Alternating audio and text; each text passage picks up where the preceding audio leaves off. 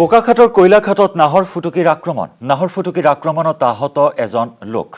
আহত লোকজন অজিত খেৰিয়া ক্ষুদ্ৰ চাহ বাগিচাত জালুক পাৰি থকাৰ সময়ত বাঘে আক্ৰমণ কৰে। বাঘৰ আক্ৰমণত আহত লোকজনক বোকাখাট হাস্পতালত ভৰ্তি কৰোৱা হয়। বোকাখাটৰ কৈলাঘাটত নাহৰ ফুটুকিৰ আক্ৰমণৰ ঘটনা। নাহৰ ফুটুকিৰ আক্ৰমণত আহত হয় এজন লোক। আহত লোকজনৰ নাম হৈছে অজিত খেৰিয়া। ক্ষুদ্ৰ চাহ বাগিচাত জালুক পাৰি থকাৰ সময়ত বাঘে অতৰ্কিতে আক্ৰমণ কৰে লোকজনক। বাঘৰ আক্ৰমণত আহত হোৱা লোকজনক বোকাখাট হাস্পতালত ভৰ্তি কৰোৱা হয়। বাঘ মানুহৰ সংঘাত এইবাৰ বোকাখাটৰ কৈলাঘাটত নাহৰ ফুটুকিৰ আক্ৰমণত আহত হ'ল অজিত খেৰিয়া নামৰ এজন লোক।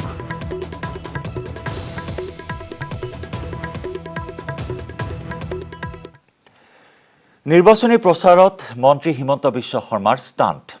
এইবাৰ গাড়ীৰ ওপৰত উঠি দাক্ষিণাত্যৰ ছবিৰ কাইডেৰে প্ৰচাৰত নামিছে হিমন্ত বিশ্ব শৰ্মা। উজনিৰ পৰা নামনিলৈ য'তে বিজয় সংকল্প সমাৰোহ অনুষ্ঠিত কৰিছে তাতেই গাড়ীৰ ওপৰত উঠি চমক দিয়াৰ চেষ্টা দায়িত্বশীল মন্ত্ৰীগৰাকীৰ। ইয়াৰ ব্যতিক্ৰম নহ'ল বজালিতো। নিশা বজালিৰ সৰুপেটাত উপস্থিত হোৱা মন্ত্ৰীগৰাকীয়ে চিনেমাৰ দৰেই গাড়ীৰ ওপৰত উঠি প্ৰৱেশ কৰিলে সভাথলীত। হিমন্ত বিশ্বৰ ষ্টাণ্ট চাবলৈ ভিৰ কৰিলে হাজাৰ হাজাৰ লোক। জনসাধাৰণৰ এই সঁহাৰি লাভ কৰি হিমন্তই ক'লে ভৱানীপুৰ সমষ্টিত ৰাইজে এইবাৰ বিজেপিৰ প্ৰাৰ্থীক জয়যুক্ত কৰি পঠাব দিছপুৰলৈ।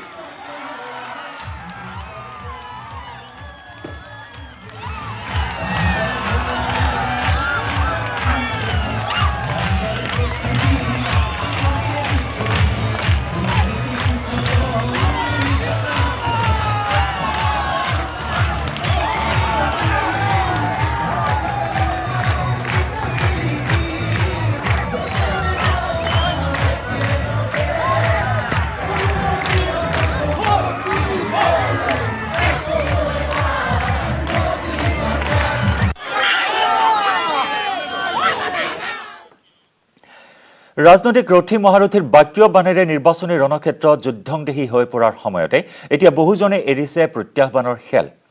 ৰিপুণ বৰাই প্ৰত্যাহ্বান জনালে মন্ত্ৰী হিমন্তক আৰু তাকে দেখি ৰিপুণ বৰাক চকুৰালিয়ে দিছে আন এক প্ৰত্যাহ্বান। পিছে কি এই প্ৰত্যাহ্বান?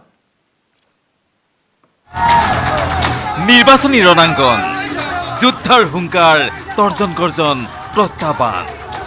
প্ৰদেশ কংগ্ৰেছৰ সভাপতি ৰিপুণ বৰাই চেলেঞ্জ দিলে মন্ত্ৰী হিমন্তক। চাইকেল মাৰিবলৈ দম আছে যদি গুৱাহাটীৰ পৰা ধেমাজিলৈ মাৰ। গুৱাহাটীৰ পৰা আহে ঢেকীয়াজুলিলৈ হেলিকপ্টাৰ, গুৱাহাটীৰ পৰা আহে গহপুৰলৈ হেলিকপ্টাৰ বা গুৱাহাটীৰ পৰা ক'ৰবালৈ যায় হেলিকপ্টাৰ। গতিকে য'ত নামে তাত অকণমান তেওঁ চাইকেল চলাই দিয়ে। গতিকে তেওঁ ইমানেই যদি ৰাইজৰ দুখত দুখী, তেওঁ গুৱাহাটীৰ পৰা চাইকেল চলাই আহকচোন। তেওঁ গুৱাহাটীৰ পৰা ধেমাজিলৈকে চাইকেল চলাই আহক, তেতিয়া আমি বুজিম। মন্ত্ৰী হিমন্তই পোনপটীয়াকৈ একো কোৱা নাই, কিন্তু হিমন্তই কিবা কোৱাৰ আগতেই ঘপকৈ চকুৰালিয়ে দিলে চেলেঞ্জ। গহপুৰত নিৰ্বাচন খেলি চকুৰালিয়ে হেনো হৰুৱাব ৰিপুণ বৰাক। যত ৰিপুণ বৰা খেলিব ততে মই খেলিম। যদি আমাক পাৰ্টিৰ পৰা টিকেট দিয়ে মই খেলিম। টিকেট নিদিলেও আমি নিদিলে হ'লেও আমি তেখেতক প্ৰতিদ্বন্দ্বিতা কৰিম, তেখেতক আমি প্ৰত্যাহ্বান জনাম। এইটোৰ কাৰণে কৈছোঁ ৰিপুণ বৰাৰ কাৰণে আমাৰ যি কৰিব লাগে আমি কৰিম। ৰিপুণ বৰা য'ত খেলিব মই তত খেলিবৰ কাৰণে প্ৰস্তুত হৈ আছোঁ। অৱশ্যে গহপুৰত চাইকেল ৰেলী কৰি পূৰ্বে মন্ত্ৰী হিমন্ত বিশ্ব শৰ্মাই ৰিপুণ বৰাক দি থৈছে প্ৰত্যাহ্বান। পাৰে যদি ৰিপুণে গহপুৰৰ পৰা জিকি দেখাওক বুলি। বাকী প্ৰত্যাহ্বানৰ জয় পৰাজয় ওলাব নিৰ্বাচনী ভোট গণনাত। গহপুৰৰ পৰা পলাশ ফুকন আৰু লখিমপুৰৰ পৰা সঞ্জীৱ লাহনৰ সহযোগত bureau report, news 18 Assam north east.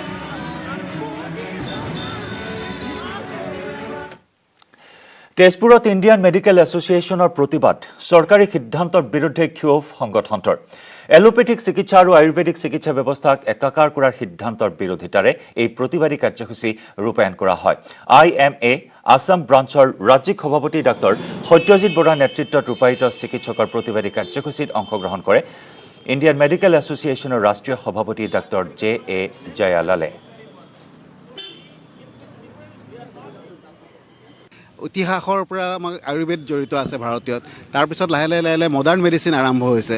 এতিয়া ভাৰতৰ চৰকাৰে আমাক কি কৈছে, মডাৰ্ণ মেডিচিন আৰু আয়ুৰ্বেদ এইবিলাক একেলগ কৰি পেলাই এক সানমিহলি চিকিৎসা পদ্ধতিৰ আয়োজন কৰা দেখা গৈছে, যিটো আমি ভাৰতীয় চিকিৎসা সন্থাই বিৰোধ কৰিছোঁ। আমি কৈছোঁ যে আয়ুৰ্বেদিকৰভাৱে আগুৱাই যাওক, উনানীভাৱে আগুৱাই যাওক আৰু মডাৰ্ণ চিকিৎসা পদ্ধতি সানমিহলীকৰণ নকৰিব। উচ্চতম ন্যায়ালয়ত জামিন নাপালে অখিল গগৈয়ে। বৃহস্পতিবাৰে সৰ্বোচ্চ ন্যায়ালয়ৰ 3জনীয়া বিচাৰপীঠে বিমুখ কৰিলে অখিলক। হয়তো সমাগত বিধানসভা নিৰ্বাচনত অখিল অবিহনেই ৰণক্ষেত্ৰত নামিব লাগিব নৱগঠিত ৰাজ্যৰ দলে। বেইল নহল, জেলতে থাকিব লাগিব অখিল গগৈ। সঁহাৰি নাপালে ৰোগীয়া মাতৃৰ কৰুণ বিননিয়ে। নৰজিল দল সংগঠনৰ মুক্তিৰ দাবী। এক প্ৰকাৰ ৰুদ্ধ হৈ পৰিল নিৰ্বাচনৰ পূৰ্বে অখিল গগৈৰ মুকলি আকাশৰ তললৈ অহাৰ পথ। অখিল অবিহনেই হয়তো নিৰ্বাচনত নামিব লাগিব নৱগঠিত ৰাইজৰ দল। জামিন বিচাৰি উচ্চতম ন্যায়ালয়তো বিমুখ ৰাইজৰ দলৰ সভাপতি অখিল গগৈ। অখিলৰ জামিন আবেদনৰ শুনানি গ্ৰহণ কৰিবলৈ অস্বীকাৰ উচ্চতম ন্যায়ালয়ৰ 3জনীয়া বিচাৰপীঠৰ। অখিলৰ জামিন আবেদনৰ শুনানি লোৱাৰ বিপৰীতে নিম্ন আদালতৰ বিচাৰ প্ৰক্ৰিয়া আৰম্ভ হলে পুনৰ উচ্চতম ন্যায়ালয়ত জামিন আবেদনৰ পৰামৰ্শ উচ্চতম ন্যায়ালয়ৰ। ইতিমধ্যে প্ৰায় 400 দিন অতিক্ৰম কৰিলে অখিল গগৈৰ বন্দিত্বৰ কালে। 2019 ডিচেম্বৰত নাগৰিকত্ব সংশোধনী আইন বিৰোধী আন্দোলনৰ সময়ত গ্ৰেপ্তাৰ কৰা হৈছিল অখিল গগৈ। UAPAকে ধৰি বহুকেইটা গোচৰত অভিযুক্ত কৰা হৈছিল অখিল গগৈ। তেতিয়াৰে পৰা জামিন লাভৰ প্ৰচেষ্টা অব্যাহত ৰাখিছে অখিলে। তাৰ মাজতে মাওবাদীৰে সম্পৰ্ক ৰখাৰ অভিযোগ তুলি তদন্তকাৰী সংস্থা NIA দাখিল কৰিছিল অখিলৰ বিৰুদ্ধে চাৰ্জশ্বীট। শেহতীয়াকৈ গুৱাহাটী উচ্চ ন্যায়ালয়ে অখিলৰ জামিন আবেদন নাকচ কৰাত তেওঁ দ্বাৰস্থ হৈছিল সৰ্বোচ্চ ন্যায়ালয়ৰ। বৃহস্পতিবাৰে উচ্চতম ন্যায়ালয়ৰ ন্যায়াধীশ NV ৰামান্না, সূৰ্যকান্ত আৰু অনিৰুদ্ধ বসুৰ আদালতে অস্বীকাৰ কৰে অখিলৰ জামিন আবেদনৰ শুনানি গ্ৰহণত। ফলত এক প্ৰকাৰ ৰুদ্ধ হৈ পৰিল সমাগত বিধানসভা নিৰ্বাচনৰ পূৰ্বে অখিল গগৈৰ মুক্তিৰ পথ। Bureau report, news 18, Assam north east. ইফালে ৰাজ্যৰ দলৰ বিৰুদ্ধে আক্ৰমণাত্মক বিজেপি। শংকৰদেৱ শিশু নিকেতন বিতৰ্কক লৈ নৱগঠিত দলটোক তীব্ৰ কটাক্ষ বিজেপি মন্ত্ৰী বিধায়কৰ। কোনোৱে যদি ক'লে অপৰিপক্ক, কোনোৱে ক'লে পাপী। ৰাইজৰ দলৰ নেতাই দিছিল শংকৰদেৱ শিশু নিকেতন বন্ধৰ হুংকাৰ। বিতৰ্কিত মন্তব্যৰ পিছতে ৰাইজৰ দলৰ পৰা নিলম্বিত হ'ল প্ৰকাশ বৰুৱা। কিন্তু বৰ্তমানো অব্যাহত আছে প্ৰতিক্ৰিয়া। হয়, ৰাইজৰ দলৰ পৰা নগাঁও জিলা সমিতিৰ নিলম্বিত সম্পাদক প্ৰকাশ বৰুৱাই কৰা মন্তব্যৰ তীব্ৰ প্ৰতিক্ৰিয়া প্ৰকাশ কৰিছে জলসিঞ্চন মন্ত্ৰী ভৱেশ কলিতাই। কলিতাৰ মন্তব্য, ৰাইজৰ দলৰ নেতা ৰাজনৈতিকভাৱে নহয় পৰিপক্ক। ৰাজনীতিৰ সন্দৰ্ভত নৱগঠিত দলটোৰ নেতাক টিউচন লোৱাৰ পৰামৰ্শ মন্ত্ৰী কলিতাৰ। ৰাইজৰ দল কিবা দল এইবিলাকৰ মানুহবিলাক পলিটিকেলি মিছইউড নহয়, অলপ শিকি লওক, ভালকৈ টিউচন লওক কিছুমান মানুহৰ ওচৰত, তাৰপিছত কথা ক'ব লাগে পাব্লিকৰ ওচৰত। ভৱেশ কলিতাতকৈ এখোপ চৰা বিজেপি বিধায়ক নুমল মমিন। মমিনৰ কটাক্ষ, শংকৰদেৱ শিশু নিকেতন বন্ধ কৰিম বুলি কোৱা ৰাইজৰ দল পাপী। শংকৰদেৱ শিশু নিকেতনৰ পৰা অসমত বাকী সকলো স্কুলক ডিফিট কৰি পেলাই ফাৰ্ষ্ট পজিশ্যন পোৱা আমাৰ এটা অনুষ্ঠান, আৰু তেনেকুৱা অনুষ্ঠানৰ বিষয়ে কোৱাটো দূৰৰে কথা, চিন্তা কৰাও পাপ। গতিকে সেই পাপৰ ভাগি হ'বলৈ ইচ্ছা কৰিব নালাগে বুলি তেখেতসকলক মই অনুৰোধ জনাম। নিৰ্বাচনৰ দিন চমু চপাৰ লগে লগে এতিয়া প্ৰতিপক্ষৰ বিৰুদ্ধে এনেদৰেই আক্ৰমণাত্মক হৈ পৰিছে ৰাজ্যৰ ৰাজনীতিকসকল। যেন পাবা চৰাই ভাঙিবা পাখি। ৰাজু বৰুৱাৰ report, news 18, Assam north east.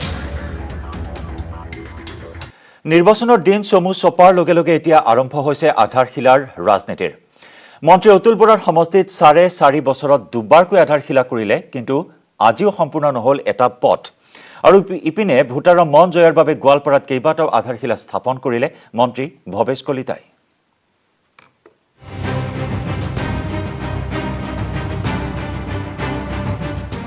এটা পথ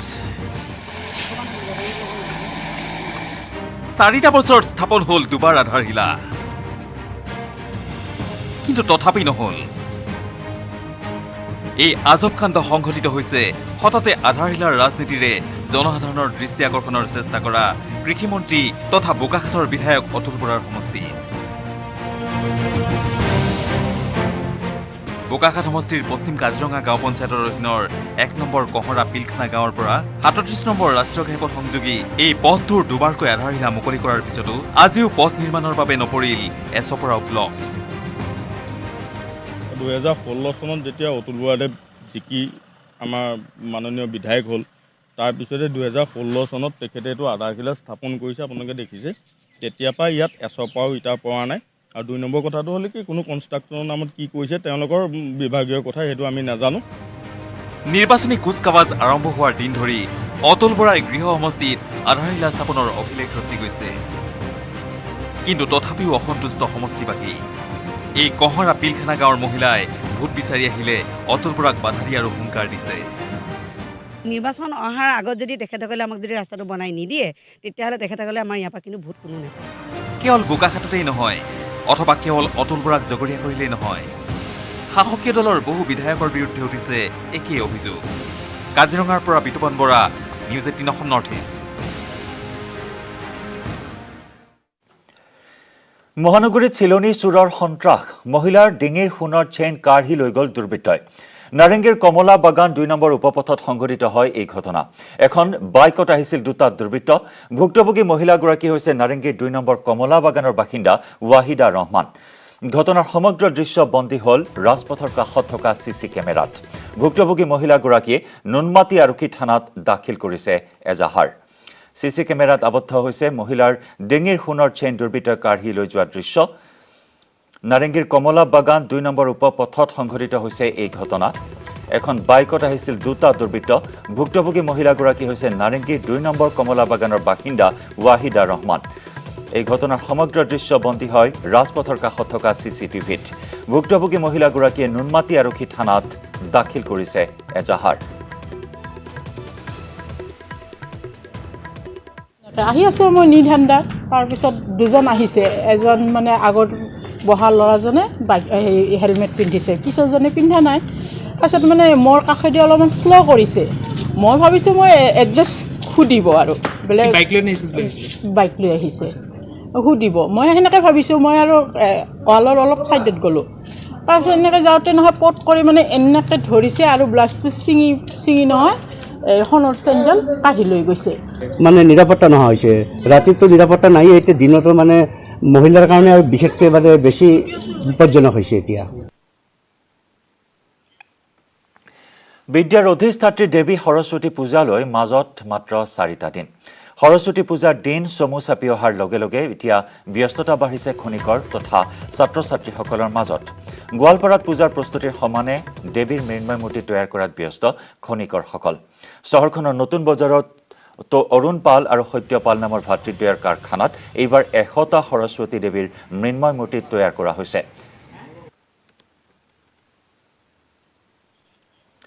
আগবঢ়াইছোঁ গোৱালপাৰাৰ পৰা আমাৰ সংবাদদাতা ৰিংকু দাসৰ ৰিপৰ্ট। হয়, সৰস্বতী পূজালৈ মাজত মাত্ৰ আৰু 4টা দিন বাকী। এতিয়া দেখা গৈছে সৰস্বতী পূজাক লৈ এতিয়া চৌদিশে উখল মাখল পৰিৱেশ। আৰু এই মুহূৰ্তত মই উপস্থিত আছোঁ গোৱালপাৰা চহৰৰে যি মৃৎশিল্পৰ কাৰখানাত, যি অৰুণ পাল আৰু সত্যপাল, এই অৰুণ পাল আৰু সত্যপালৰ মৃৎশিল্পৰ কাৰখানাত প্ৰায় 150টাকৈ সৰস্বতীৰ মৃন্ময় মূৰ্তি তৈয়াৰ কৰিছে। আমি নিউজ 18 অসম দৰক আমি দেখুৱাম দি সত্যপাল আৰু অৰুণ পালৰ মৃৎশিল্পৰ কাৰখানাৰ পৰা দেখুৱাই আছোঁ। তেওঁলোকে এতিয়া দিনে নিশাই তেওঁলোকে এই মৃন্ময় মূৰ্তিসমূহত শেষ পৰশ দিয়াত ব্যস্ত হৈ পৰিছে। জানিব বিচাৰি তেওঁলোকৰ কিমানটা মূৰ্তি বনাইছে? অকণমান হ'ব আৰু দুটা মিলি পেলাই? 2টা মিলি। দাম কেনেকুৱা? দাম ইমান এটা নাই, আগৰ নিচিনাই। ডাঙৰবিলাকৰ দাম কিমান? ডাঙৰবিলাক 2000, 2500, 3000 এনেকুৱা আছে। সৰুবিলাক 800, 1000, 1200 এনেকুৱা। আপোনালোকৰ কিমানজন কাৰিকৰ আছে? আছে 5জনমান আছে। আপোনালোকৰ যোৱাবাৰতকৈ দাম বাঢ়িছে নে অকণমান? অলপমান বাঢ়িছে। এতিয়া ব্যস্ত দিনে নিশাই? এতিয়া ব্যস্ত আছোঁ। নিশ্চয়কৈ ক'ব লাগিব সৰস্বতী পূজালৈ মাজত মাত্ৰ আৰু 4টা দিন বাকী। তাৰ বাবে দেখা গৈছে মৃৎশিল্পসকলে ইতিমধ্যে দিনে নিশাই যে মৃন্ময় মূৰ্তি, সৰস্বতীৰ মৃন্ময় মূৰ্তি তৈয়াৰ কৰাত ব্যস্ত হৈ পৰিছে। ৰং তুলিকাৰে তেওঁলোকে শেষ পৰশ দিয়াত ব্যস্ত হৈ পৰিছে। আৰু এই মৃন্ময় মূৰ্তিসমূহ যি গোৱালপাৰা চহৰৰ প্ৰতিটো বিদ্যালয় মহাবিদ্যালয়ত লৈ যাব, তাৰ বাবে ইতিমধ্যে এই মৃন্ময় মূৰ্তিত শেষ পৰশ দিয়াত ব্যস্ত হৈ পৰিছে। কিমানটা মূৰ্তি বনাইছে? আমাৰ ইয়াতে 100টামান মূৰ্তি আছে। কিমানজন কাৰিকৰ? কাৰিকৰ আমাৰ 5জন, ইয়াতে 5জনমান কাৰিকৰ আছে। ক'ত যাব এই মূৰ্তিসমূহ? আমাৰ এইকেইটা ধৰক গোৱালপাৰা আগিয়া কিছুমান যায়। দিনে নিশাই বৰ্তমান ব্যস্ত আছোঁ।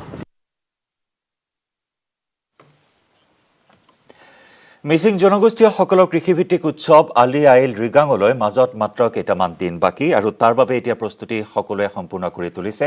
ৰিগাঙৰ দিন চমু চাপি অহাৰ লগে লগে গাত তত নাইকিয়া হৈছে মিচিং জীয়ৰী বোৱাৰীসকলৰ মাজত।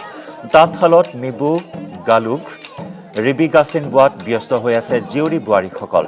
গুমৰাগৰ আখৰাত মতলীয়াসকলো ঢোল তাল বাঁহী পেপাৰ মাতত মুখৰিত ধেমাজিৰ বাণীধোৱা জীয়াঢল কেঁকুৰি অঞ্চল। ধেমাজিৰ সংবাদদাতা মন বিকাশ বৰগোহাঁইৰ এক ৰিপৰ্ট আগবঢ়াইছো।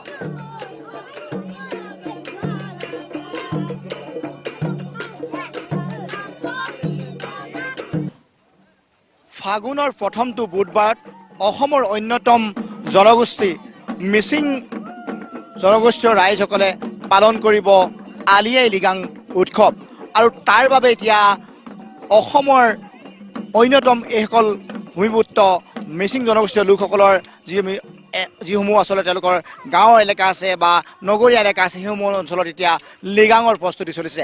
আমি এই মুহূৰ্তত উপস্থিত আছোঁ জীয়াঢলৰ কেঁকুৰি গাঁৱত আৰু কেঁকুৰি গাঁৱৰ লোকসকলো এতিয়া সমানেই ব্যস্ত আলি আই লৃগাং উৎসৱক লৈ। বিশেষকৈ ডেকা বুঢ়া সকলোৱে জীয়াৰী এতিয়া আখৰাত বিশেষকৈ মাজত মাত্ৰ কেইটামান দিন আৰু তাৰ পিছতেই অনুষ্ঠিত হ'ব আলি আই লৃগাং। আৰু মই পোনে পোনে যাব বিচাৰিম কেমেৰা সহযোগী এটা দৃশ্য দেখুৱাইছে যে এনেধৰণেই ধেমাজিৰ এই জীয়াঢল কেঁকুৰি যিহেতু বানে বিধ্বস্ত কৰা জীয়াঢল কেঁকুৰিৰ লোকসকলে কিন্তু পাহৰা নাই তেওঁলোকৰ যি আচলতে পৰম্পৰাগত যি উৎসৱ সেই উৎসৱক তেওঁলোকৰ যি উৎসাহ উন্মাদনা সেই তেওঁলোকে ম্লান পৰিব দিয়া নাই। যিহেতু বানে তেওঁলোকক হয়তো তেওঁলোকৰ ঘৰ বাৰী নষ্ট কৰি গৈছে কিন্তু তেওঁলোকৰ মনৰ যি আচলতে আনন্দ সেই ফূৰ্তি তেওঁলোকক ম্লান পেলাব পৰা নাই। আৰু আমি এগৰাকী ব্যক্তি গাঁওখনৰ বয়োজ্যেষ্ঠ ব্যক্তিৰ জানিব বিচাৰিম আপোনালোকৰ ইয়াত লৃগাং কেনেধৰণে উদযাপিত হ'ব, ইয়াৰ প্ৰস্তুতি কেনেকুৱা ধৰণৰ কি ধৰণে চলিছে?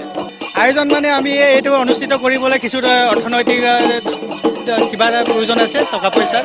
এই টকা পইচা আমাক প্ৰত্যেকটো ঘৰৰ পৰা চান্দা বৰঙণি দিছে জ্যেষ্ঠসকলে আৰু আমি আমাক কৈছে পৰম্পৰা যিকেইটা খেল ধেমালি এইকেইটা হেৰাই যাবলৈ নিদিব আৰু টকা পইচাৰ কাৰণে চিন্তা নকৰিবলৈ আমাক বয়োজ্যেষ্ঠসকলে উৎসাহ দিছে। তেওঁলোকে প্ৰত্যেক ঘৰৰ পৰা ডনেশ্যন দিছে, টকা সংগ্ৰহ কৰিব দিছে, এনেকুৱাকৈ উদযাপন কৰিম।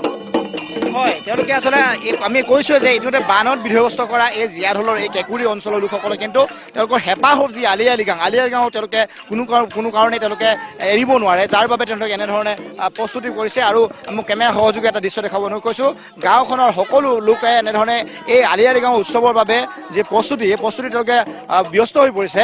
আৰু দেখা গৈছে যে এনেধৰণে যদি যি আচলতে তেওঁলোকৰ প্ৰতিটো জাতি জনগোষ্ঠীৰ যি আচলতে হেঁপাহৰ যি উৎসৱ থাকে সেই উৎসৱসমূহ তেওঁলোকে কিন্তু এৰি দিয়াৰ যিহেতু দেখা নাযায় তেনেধৰণে সমান্তৰভাৱে কিন্তু এইসকল লোকো এনেধৰণে ব্যস্ত হৈছে। আমি এগৰাকী গাঁওখনৰ যুৱকক জানিব বিচাৰিম কেনেকুৱা ইয়াত লৃগাঙৰ প্ৰস্তুতি কেনেকুৱা চলিছে? ফ্লাড এফেক্টেড এৰিয়া হ'লেও ধেমাজিৰ পৰা জৰ্ট নেকি?